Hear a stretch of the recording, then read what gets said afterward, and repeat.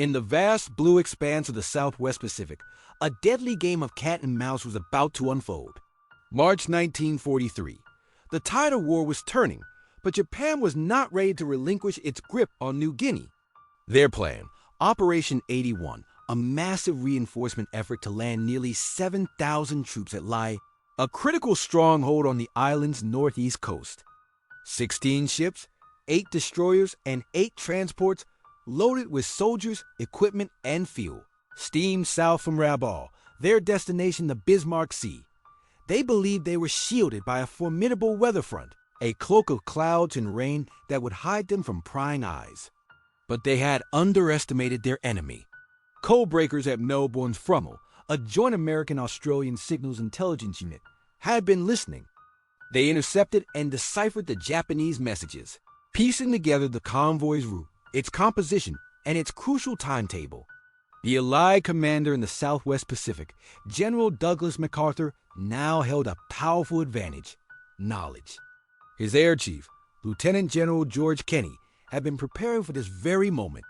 Kenney had spent months transforming his 5th Air Force, drilling his pilots in new, audacious tactics. One of these was a radical technique called skip bombing, where bombers would fly terrifyingly low, just 50 feet above the waves, and release their bombs like skipping stones, aiming for the vulnerable hulls of enemy ships. It was a high-risk, high-reward strategy that had yet to be tested in a major battle. This convoy would be its proving ground. On February 28th, an American B-24 Liberator, flying a long-range patrol, pierced the cloud cover. There it was. The convoy? The pilot radioed the sighting, but the weather quickly closed in again, swallowing the ships. For the next day, the Allies were blind. The convoy pressed on, its commanders confident they were still safe. But on the morning of March 2nd, the skies began to clear. Another Liberator found them. The hunt was on. Kenney unleashed his bombers. The first wave of B-17 flying fortresses arrived, dropping their bombs from high altitude. The Japanese destroyers skillfully maneuvered, their anti-aircraft guns blazing, and the initial attack did little damage. But it was just a taste of what was to come. The real storm was gathering. As night fell, Australian PBY Catalina flying boats, nicknamed Black Cats, began to shadow the convoy, dropping flares and the occasional bomb, ensuring the Japanese got no rest and couldn't escape into the darkness. The morning of March 3rd dawned bright and clear, a perfect day for an air attack. The Japanese convoy was now trapped.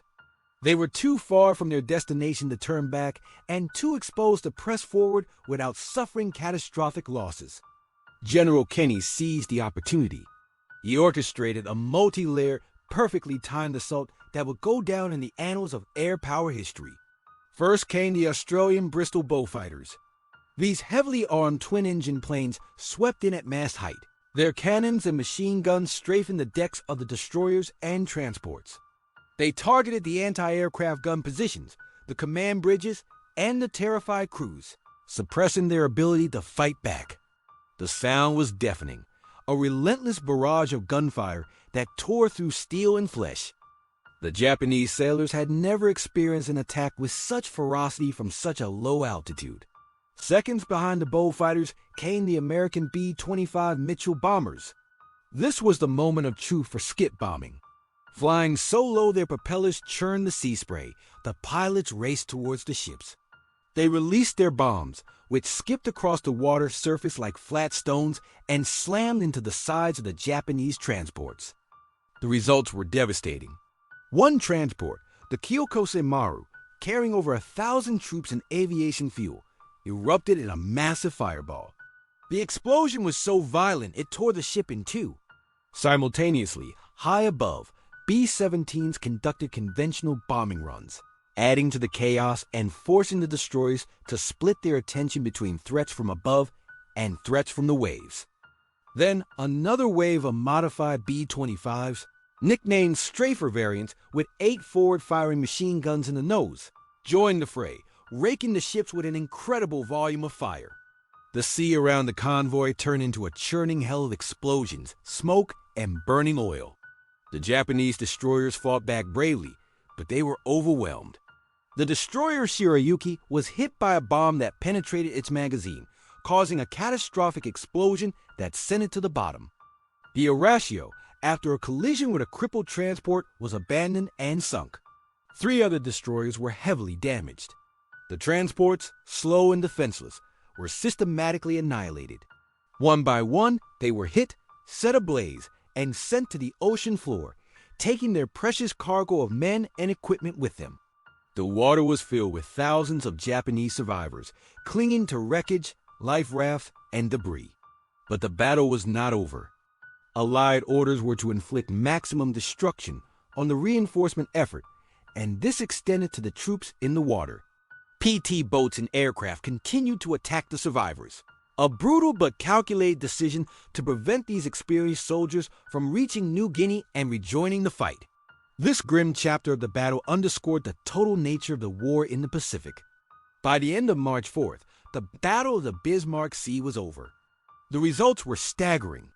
All 8 Japanese transports and 4 of their escorting destroyers were sunk. Out of nearly 7,000 troops, only about 1,200 made it to Lai, arriving exhausted and without any of their equipment. The rest were either killed in the attacks or rescued and returned to Rabaul, their mission a total failure. In contrast, Allied losses were minimal, just a handful of aircraft and 13 airmen. The victory was a strategic masterpiece. It was a triumph of intelligence, innovation, and courage. The codebreakers provided the opportunity, and General Kenny's airmen seized it with revolutionary tactics. Skip bombing had proven its lethal effectiveness, changing the calculus of naval warfare in the Pacific forever. No longer could a naval convoy hope to travel safely under the umbrella of a powerful air force. For Japan, the defeat was a devastating blow. The loss of an entire division's worth of experienced soldiers was a setback from which their New Guinea campaign would never recover. It crippled their ability to reinforce their garrisons and signaled the beginning of the end for their ambitions on the island. For the Allies, the Battle of the Bismarck Sea was a resounding confirmation that air power could dominate the sea lanes. It secured the Allied flank, prevented a major threat to Australia, and paved the way for General MacArthur's long island-hopping campaign toward the Philippines and, ultimately, to Japan itself. The battle, fought over 3 days in the tropical waters north of New Guinea, was more than just a naval engagement. It was a pivotal moment that reshaped the war in the Pacific. Thank you for watching. If you found this documentary insightful, please like, share, and subscribe to our channel for more stories from history. We'll see you in the next one.